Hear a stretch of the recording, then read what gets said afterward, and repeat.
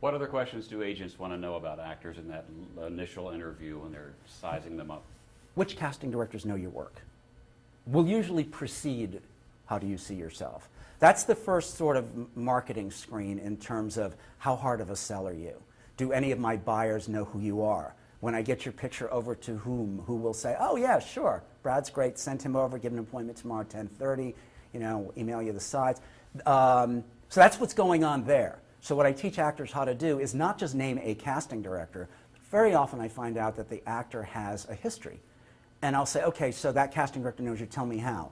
Oh boy, let's see, I've been in that office 3 or 4 times. I got called back for, what was that show? And I'll say it was this show. And then that led to me being brought, I said, that's how you present it. Get your best stuff up front because it's a sales pitch and it's music to their ears.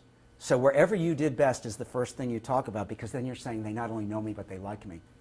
And I often have actors put that stuff right in their cover letters too. I have them bullet point it because that way an agent can look at it and say, okay, this question is already answered. And a lot of times actors have gotten appointments because the agent will call up the casting director. Hey, I got a letter from this guy. He's been in your office 3 times. Oh yeah, he's really good. Of course they're going to say that. He wouldn't have had him into his office 3 times if he thought he stunk.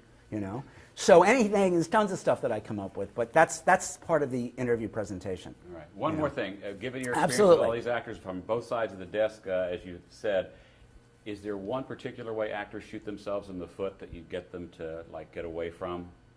One thing, shoot themselves in the foot. I think this is going to be a little obvious, and people say it a lot, and the casting directors say it all the time. Lack of preparation. In terms of really having their work together, their monologues, their sides, people are going to auditions now, reading their sides off their device, and casting directors are like, geez, couldn't you even print it out? I guess that's one step ahead of what it used to be, which was folded up in the backpack while the casting director just sat and waited, But just, not being really ready to deliver, and not knowing that the interview and the audition is not the classroom situation. You don't have lots of time to prepare and get into, your objectives are different at this point. Yeah. So preparation across the board, I'd say, is always a good idea. Yeah. Brian O'Neill, it's been so great talking with you. Thank you, Brad. For hours. Thanks for Thank coming you. in. Pleasure.